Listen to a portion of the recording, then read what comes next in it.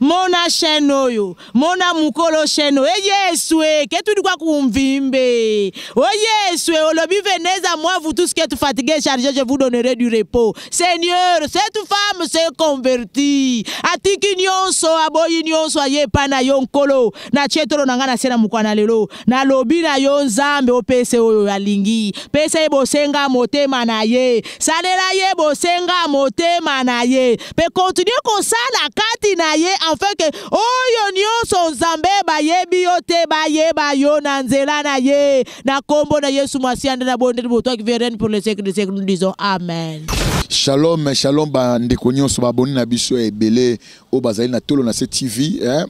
Tolo na cette TV moi c'est mon kondi fondation TV ka ye mo mama Ana Kalambai, moi si ya papa na biso Carlos Kalambai, na pesi David hein, on a lingaka mingi puis Josué na pesi mbote on a globalité ya on a lobby ba bonne nyonso Gibiju de Bambongo prophète Ezekias Mbuku na pesi vraiment batu nyonso nyonso bambote belé, c'est votre humble prophète Samuel Eric.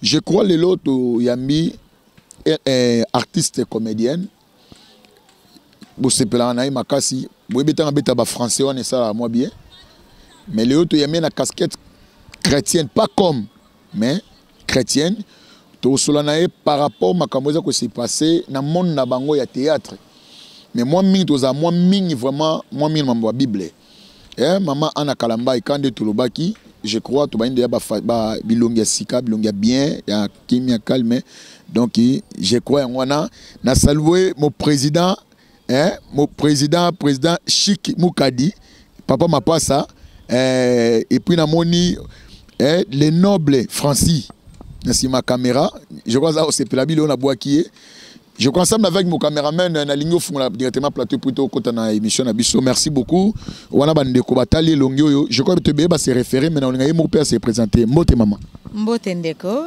nazali bongo Mama Mireille Mboudi o babenga mingi na musolo na sala Mama Mboudi, artiste et comédienne et puis chantre. Voilà. Ngala kante goza journaliste. Nzo ano za juge. Il faut bien comprendre.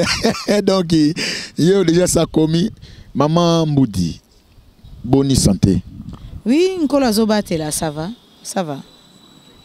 Merci beaucoup. Je crois que Toyambio, Kolo Cheno, c'est une femme. Je crois Yebié, Aza ex-danseuse Yahweh Rasson, Oba Bengi, bête sauvage, mais le là, bon, la moutema comme évangéliste, n'habité, et là, on est au Koloba, par rapport à la chaîne, avant que Tokota, question. Ça, même, je ne le savais pas. En tout cas, je bénis Dieu pour cela. Je bénis Dieu pour cela parce que ilanga eza monene kasibasa libazali moke so kinkolo azo continuer ko dépeupler quand il y a diable pour que bakota na quand il y a nkolo isumasi ya ezala ke sengomonie ezala ke sengomonene et puis ezala ka feti monene sala magana lola so ki muta uti na ngambo wana kuna bongo li motema aye pa na Yesu donc oyoka ke mama bête sauvage olobi abenga mangina kombo ya bête sauvage nyama Yamabe. Lelo ya comme évangéliste en tout cas, je ne peux que bénir Dieu pour cela et nzamba pambolo mama koba na ligne wana koba kosaila nzambe sa musala nzambe parce que évangélisation de yango nzamba tinda biso na mokili alobi allez et faites de toutes les nations mes disciples. Donc ceux qui maman lelo azo sa musala nkolo évangélisation en tout cas nzamba zo lokumu nzamba pambolo mama bipa pozwami apambolo amemo musika pe akomiso penza mosali na ye ya solo pe na tobenga aux femmes surnaturelles ngala bengo femmes surnaturelles do sala makambo ya ba surnaturel makambo bonzambe ka toujours. On comprend que d'autres zapena na donc artiste c'est mort pena comédien otolinga mingi parce que moni na monde ya théâtre eza monde moko eza quand même éducatif. Maman nana toutes nos questions moko. Et lorsqu'on parle nous bolobaka théâtre wana théâtre je ne sais pas moi mais na mona comme si il y a beaucoup bateau à des fois baliki na bande les conditions ba osala musala wana. parce que l'éducation va te belé comme bébé mutu so la muka mopu à côté. Par rapport à ça, en tant qu'ancienne na makambongo, quels sont les messages, quels sont les conseils qu'on peut ça? Déjà, théâtre en soi est à salle. Hein? Théâtre en soi est à salle. Théâtre, proprement dit, théâtre est à théâtre et salamaka devant un public dans une salle. Il y a un théâtre. Et puis théâtre wana so kozala mututé au sangote. Batu basala théâtre wana eza batu batangi pe batangeli yango kelasi. Tokendaka ina 4 ans. Ubandi na préparatoire, première année, deuxième année, troisième année d'obimi gradué.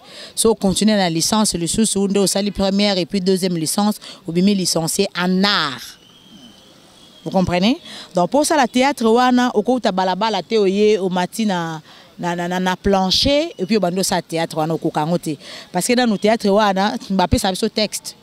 Hein, ils ont bien élaboré là au faut que nanda kuna bino tangi au comprendre au maîtriser on a mutu oye metteur en scène bando sa musala na ye asali baba spécifique ba directive na ye ndenga lingeli musane kendele bosali ngoti esidi ke indako. Wana ndi babenga théâtre. Confusion ekota moi mingi, ekota moi trop. Depuis papa na biso chitenge sana akumbela biso théâtre na télévision abenga ngo théâtre de chez nous. Normalement total la télévision est la théâtre était. Tout ça la déjà dans monde à cinéma parce que eza ba télé dramatique parce que eza pena ba tout ça la on na ba norme sengeli tout ça la film était.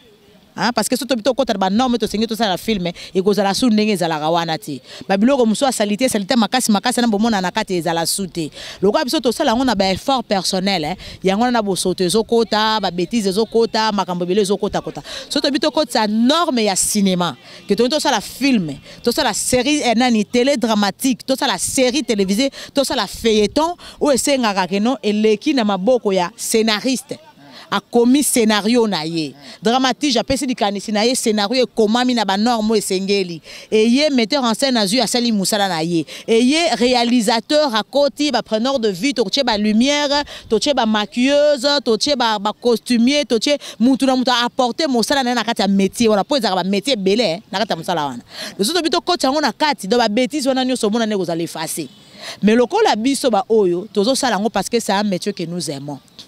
Fond ezate, producteur azate, distributeur azate. To ça là parce que to lingango TV na biso pe lokola ba programme eza mukie biloko ko tshela kate ezate bon mbudi asala groupe na ya théâtre ya film aya na ngwa watolekisa ata na betongo kibudi eleki pe ko kana kibudi po ata chaîne na pesa ngai caméra au pesa ngai tam sous caméra na de 10h à 16h na sani film à 45 minutes na tournant de 10h à 16h. Et si matin, film à 45 minutes, il y a une année. Autant tout un mois pour ça tournage. Il y a tourné dans ceux qui 5 heures du temps, ceux qui 6 heures du temps. Et si matin, donc on se voit dans sauter parce que tout ça là on a na lingi. Et puis Congolais ba batala rabiso, ba téléspectateurs batala rabiso, ba internautes batala rabiso et belé ba lingi bêtise. Donc il y a ceux qui mutatolo ba bêtise. Azobete maboko azoseka ozekla mona kuta panzi munoko nyonso 32 dani nyonso libanda musu akotombola na makolo likola ko seka pomta bi bêtise mais azobo sana bakota suka ezo bebisa mœurs bana bazo beba parce que android ngana zobenga ngo génération android ekumbi buzoba ekumbi bosoto do bana bazo ko beba kana sima android wana mais biso pe baboti tozo ko applaudir donc je dirais ceux qui ba makambo ngo vraiment ya solo ekoti ba norme cinématographique ekoti na musalo to salaka ba producteur ba baya ba fond ba bailleur de fond ba yabi moi na lingi vraiment que non cinéma ya Congo ezala muinda ya RDC parce que cinéma ezala ka muinda de tout un pays pour oyo to salaka ko to lakisaka na mokili yango bozo ezo refléter RDC. Vous comprenez? Do ba batala ka biso ba étranger batala ka ba série na biso du coup ba monaka RDC ndenge ezali parce que c'est le cinéma tant total ba film ya ba américain et reflétaka Amérique tant total ba film ba chinois ezo refléter chinois ya total ba film ba chinois wa bitumba tel mezala ke belé to comment lo banini ke ba chinois tout bazaka makasi peut-être ça na bongo te. Vous comprenez? Total ba film américain police a gagné toujours. Et puis na film soka américain na yende kaka mutaza l'acteur principal na soka organique. Ata ba beti yende ni organique. Mbala moko pesa biso image ya Amérique. Vous comprenez? Biso pe siko lokola tondimi. Ko salaka bo soto. Ko lobaka kaka bo soto na ba film na biso. Tozo pesa nde image ya RDC que RDC zalaka bongo. Or ce n'est pas ça. Yango soki penza ba fond ba telema. Gouvernement paye a telema. A kota likambo ango soka koti yango ya bo soto no sida. Bo soto no sida parce que to kongato la ki sa penza image ya vrai Congo. Il y a vrai RDC. Image ya vrai RDC ya ezaka bo soto to mona monate. Ezaka ba film to laksa te. Ezaka yango te. Image ya RDC za mutu ya eza munene makasi. Et puis eza ya bien makasi. Parce que na RDC to za na ba sali ya solo. Na RDC to na ba boya pe bêtise ya solo. Na RDC to za na ba biloko kuto to exploiter na ba film na biso te to exploiter yango te. Pourquoi? Parce que makoki ezate. Mbouda na makoki te ya ko faire déplacer équipe technique akena ona Goma pour que ala ki sabatu qu'est-ce que c'est Goma? C'est que Goma vaut. Voyez, je passe ces moyens là. Tu vois ce qui batu baye. Pour makanisi na mutu eza na ngwebele. Les idées eza belé na mutu. Et puis ba musu pe balingaka parce que les idées là ça s'achète. Ça coûte cher. Mais biso zaka na kabelo lisolo beti na posa no film na okena. Yango to ko tourner kana masolo ya tata na mama. Masolo ya tata na mama, masolo ya tata na mama. O RDC azana ba sujet ya makasi ya minene belé o na to exploitati. On a tout exploité. Donc, nous sommes mono parce que tous les temps mona kibudi biso moko to tamba kibudi. Mukolo penza que non. Mi beko ekota. Et tiens ha que faut boy. Boko ta na ligne, botambola bo et cinéma congolais faut là que ça au Congo ezali. Tout ça va finir. Ok. Merci beaucoup. Je crois que là, Mamboudi, c'est vraiment la tête. Donc, c'est pas une personne tous vu qu'à boyer. Moutupene à Moutou, afin de moi théâtre, moi mingi. De tout, tout n'a yamé na cadre mususu au comprend cadre ni on a yamé lié. Mamboudi, na la pesa kiyo et sengo, na to posa wana.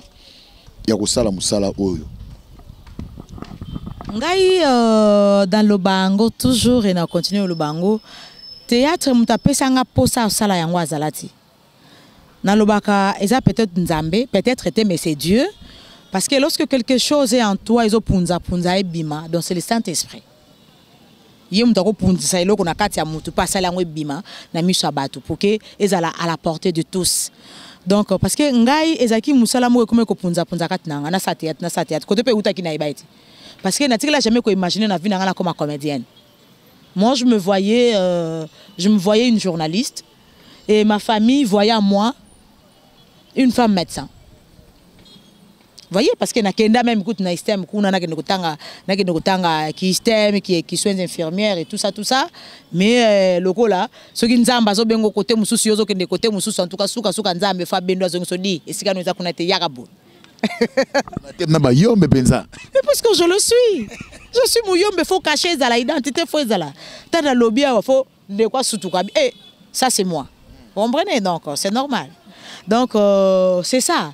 Nga eza na lobaka ngo eza Saint-Esprit mutu asala ki kelo ko neza katinanga ebima. OK, merci tango banda ki carrière na yo est-ce que ba para ba sepele nango to ezaki ndeni ezaki kaka na facilité ba ndimika kamba bon ça va OK. Déjà na banda musala oyo je vivais pas avec ma maman. Maman abiso za na ba Congo, na Congo central. Papa Abuso Azaki a Kokufa déjà, paix à son âme. Mon papa, le feu Joseph Mboudi, Machona. Nazao Vanda, Ndako Vanda, Izaki Ndaku, il y a grand frère Abuso Azaki Sango, Monseigneur. Il est pas Koufa, paix à son âme. Monseigneur Teddy Kakonde. Azaka Nandaku Nena Rigini Kuna Tchaka, Bana famille, Baza orphelin, orpheline. Kota Zabo Glepso, Azotangi Sabango classe. Donc, si vous avez un modèle Wana. Donc, Boana Tata Kunate, Boana Mama Kunate. Tata na conscience na yo, maman na yo conscience na yo. Olingo beba yo, olingo bonga yo. Vous comprenez? Donc c'est là que tant on a accueilli, c'est vrai que tozaki na ba yaya, tozaki na ba leki entre biso nde tozaki wana, mais tant on a accueilli na informant mutute. Sauf petite sœur nanga, ye mutu apesa nga kutumbongo na chaka na enveloppe pona kokotsa na Africa de création. Parce qu'à cette époque, il faut au comme lettre à demande d'emploi et puis au check quelque chose dans l'enveloppe, oui, pas présent dans l'Afrique de création, check quelque chose dans l'enveloppe, petite soeur, on a yé, on t'a payé ça, on a l'autre. Na PCP Mbote, ma petite sœur, la femme de Edine Tingi, maman Véronique Mboudi Tingi. Je me tapé ça en na tchaka enveloppe, na kenda otika na compagnie na nga na zali lelo na Africa Création pour kenda banda musalo yo, mais ba kolo on a zaki na bango ba yeba kité. Ba ya ko ndak mo ba sutu kanga na télévision. Et puis muta sutu ki sa bango c'est la petite sœur. Et si bango bochana nu raga lelo. Opuna nini abochana raga ka o to komi 20 bocha raga. Oh, tina ngata lelo ko mo ko banda 20h. Sikoyo film ango pezalaki nazwaki mbamo rôle principal. Donc scène à liboso kaka ngam na obanda. Tango ba tcheka ka bo ndako e bouger. À mon absence bien sûr. Tango ba tcheka ka bo ndako bouger. Onini. Mira comment ça msalo. Bon et puis siko ndako nyoso ba pressé na bango ngai. C'était parti. Rôle ni na liboso oyo batu nyonso bane ko sepla na tango bimi boye babi. Donc, ça dit au bima na identité na yo. Rôle nini wana? En tout cas, tant on a qu'une Africa Création rôle à liboso na saki na zaki une jeune dame mariée. Na sali angota na sali ka rôle na liboso. Poto banda film ami balé. Toujours ça la répétition. Mon temps diriger répétition. Alors biso na comme liboso na on a Betty Maboko, Dadi Moussitou, je la salue en passant. Azasiko na États-Unis. Madame Biteso, salutations à toi. Abiso na comme liboso na Betty Maboko, improvise-moi quelque chose. A comme liboso na ngata na Betty Maboko, na s'exclamer na yombe. Et attirer attention à Batunions. Et là quand on a bossa na ngote ezaka nini? Oh nini yango, botika ya bota na ye, ngana bota mingi te. Botika mwana ngakimi, asali bino nini yango? Et attirer attention à Batunions. Même président Bodazaki na téléphone, à Tomboli Moutou, qui a fait ça? Vous comprenez? Qui a fait ça? Et c'était Mireille. Et décollage Nyonso Ezaki Yangwan. Kakanelo Kwan. Bah yo pesa nga perole, ya Nazaki Mamaleki et puis baluka combo ezoyate. En plein tournage. Combo ezoyate. Ah, Miromi qui est actuellement en Afrique du Sud s'est dit mais pourquoi ne pas l'appeler Maman Mboudi? Puisqu'elle s'appelle déjà Mboudi. Avec les accords de Mboudi, vous voyez pas que ça va donner? Wow. Oh. Pour exemple, Mireille, toi tu t'appelles Mboudi? Oui, je m'appelle Mboudi. Allez-y avec Mboudi. Et des collègues à peine, l'équipe de la télévision en tout cas ça la qui wana parce que et comment qui pensa que non, bah tu vas tout notre président téléphone lingue panzana. Aïe na répétition, mais Mboudi lingue panzana téléphone. Ben des collègues ba yombe ba benga trop. Et en tout cas et puis depuis l'heure et décolla qui do lelo.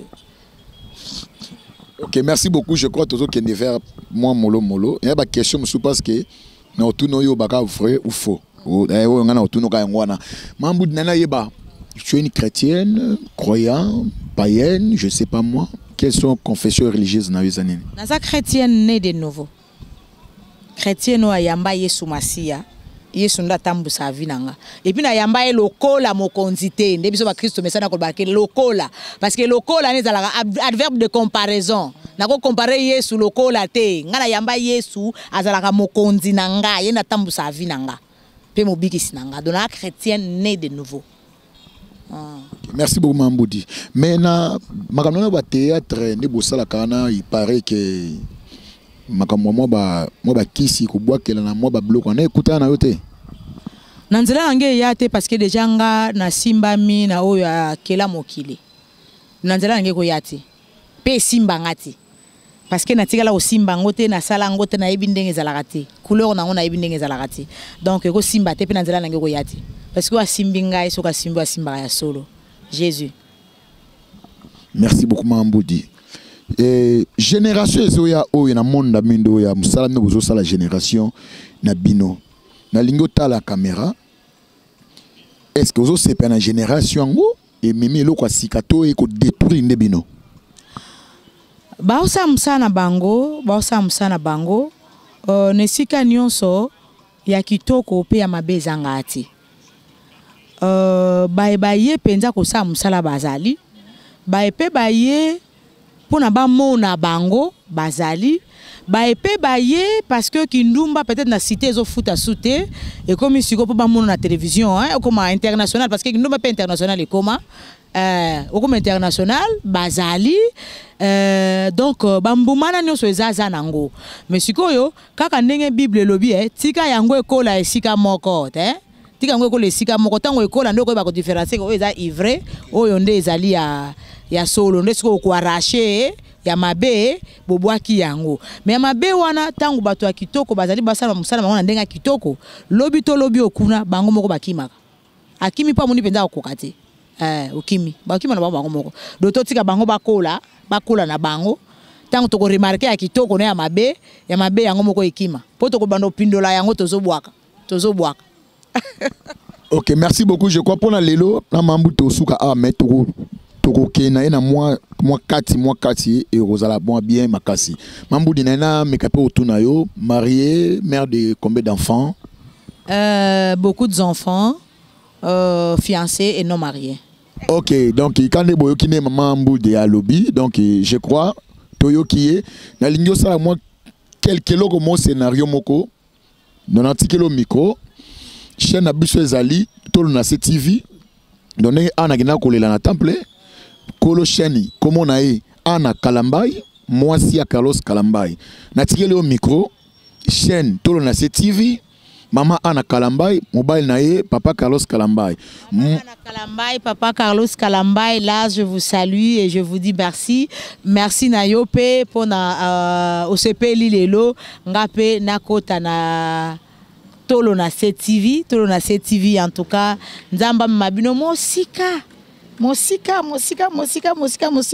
parce que ça on bossa mosala les hommes na miso bateau mosala o ebongo li bateau mosala les changer bateau en tout cas nzambe esengeli kaka asala makambo ya minene babi awa toza na tolo na CTV ce qu'on a habité na kocha tolo ngo wapi ponga ipe awa na lati bilamba mwindu tolo na kocha wapi longwa telemaka sina cha tolo ata CTV Zamba Lola mona chaîne oyo mona mukolo chaîne yeswe que tu dois kumvimbe yeswe olobi venez à moi vous tous qui êtes fatigués chargés je vous donnerai du repos Seigneur cette femme s'est convertie atiki nyonso aboyi nyonso aye pana yonkolo na chetolo nanga na sena mukwana lelo na lobi na yo nzambe opese oyo alingi pese bosenga motema na ye salela ye bosenga motema na ye pe continuer comme ça la kati na ye afin que oyo nyonso nzambe bayebi yo te bayeba yo na nzela na ye na kombo na Yesu Masiya na bonde de toi qui vient pour les siècles des siècles nous disons amen. Amen. Je crois qu'on comprend que Nami na mamboudi donc yo je crois que comme presque na suka numéro na yo ya téléphone puis moi quelques salutations donc merci beaucoup mon numéro de téléphone est simple et à plus 243 89 16 58 120 plus 243 89 16 58 120 Facebook naza na page nanga o s'abonner na Maman Mboudi TV YouTube bo s'abonner également na Maman Mboudi TV Instagram Mireille Mboudi Facebook normal soro lukingo zongate parce que en tout cas eza full donc pour la yambo pour la gelena ko supprimer mutu moko to na bloquer mutu moko sima na yambio donc kendeka ko s'abonner na page nanga Maman Mboudi TV na YouTube également Maman Mboudi TV na Instagram naza Mireille Mboudi numéro ici na pesi eza lango problème te pour na kozwanga en tout cas bo s'abonner pe massivement Maman Anne na papa na biso pe na sengi na bino bo tshela ngape tolo na se po Mboudi TV mata ezala bien mingi tolo na senga pe na osenga na senga libondeli ba abonné nyonso tolo na se bo tshela ngape tolo na se bo tshela Maman Mboudi TV tolo na se pour que nzambe apambola pe amatisa Maman Mboudi TV na kombo na Yesu Masiya pour na bi bo fort talaka tolo na se. Merci à vous, que Dieu vous bénisse.